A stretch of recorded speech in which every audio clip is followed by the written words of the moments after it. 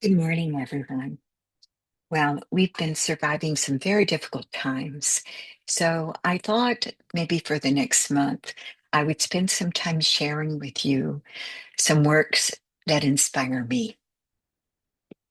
I'm going to start today because it's the beginning of Women's History Month, and also to point out that Black history is all year round, too, just like women's history. I'm going to start with this wonderful book from Demisty Bellinger, a writer I truly admire. She is wonderful, a novelist, a poet, and fabulous at flash fiction. This book is Peculiar Heritage, a collection of poems. And the poems I'm going to share with you today are from the middle section of the book, which is called Lunar Journey. And it follows enslaved people who are making their way to freedom and uses as a constant metaphor for the phases of the moon. The first poem I'm going to share with you is The Woman Was Leaving. The woman was leaving or staying. I was the one leaving, and after 4 miles, I will meet someone, a man, maybe, and his wife. The man is called Abel. The wife is called Mrs. Abel and is sure to be there. The man will be white and wearing a large woolen hat, black as the night. I'd miss save for the light leaking from the moon. He will ask, "Are ye lost?" I will say, "Sir, I believe I am." Mrs. Abel will say, "I know the way." Mrs. Abel will walk north and east. Abel will follow her. I will bring up the end. And when all is safe, I will walk in the middle.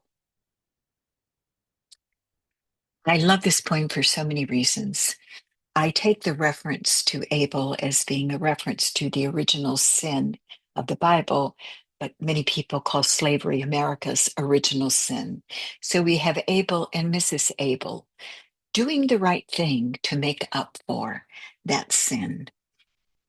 Also, there is the reference to the large woolen black hat, commonly worn by the Quakers, who were often guides on the Underground Railroad.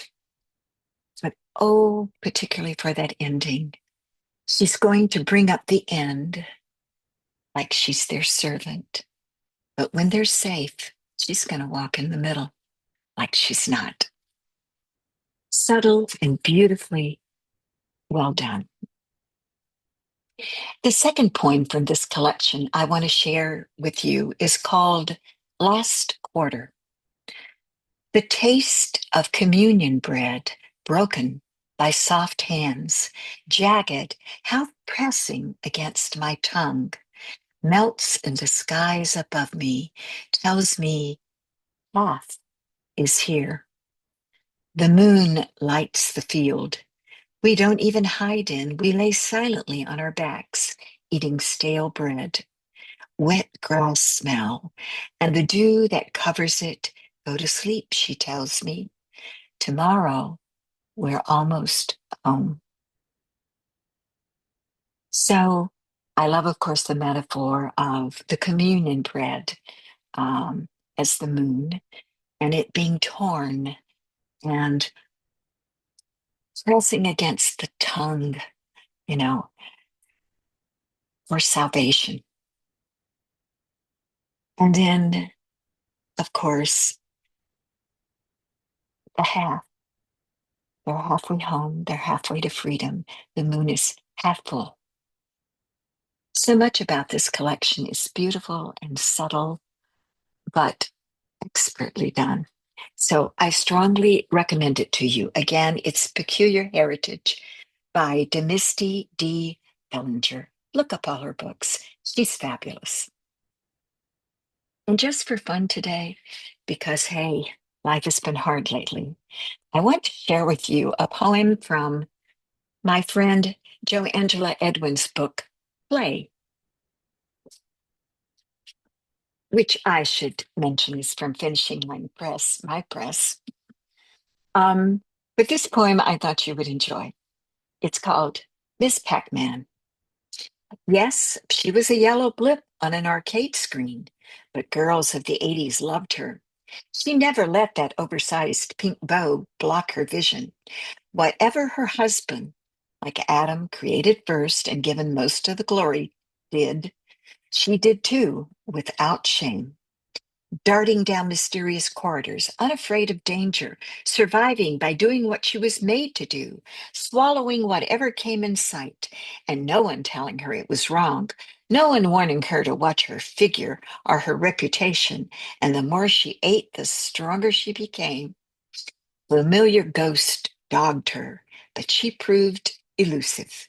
And when her power boosted, she gobbled them too, her single minded self momentarily invincible. Here we had a woman fierce enough to devour her own cherry, an act that extended her life. And when the stork dropped that sweet little bundle we come to expect for ladies of a certain age, she did not stop, settle down, build a tidy refuge in some glowing pastel corner.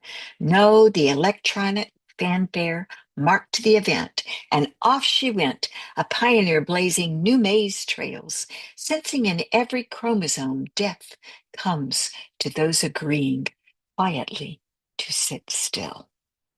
And isn't that a metaphor for our times? No sitting still, okay? We all have to be up, resisting, and acting. This poem again is from Play by Joangela Edmonds from Finishing Line Press. Thank you so much for being with me today. I'll see you again soon.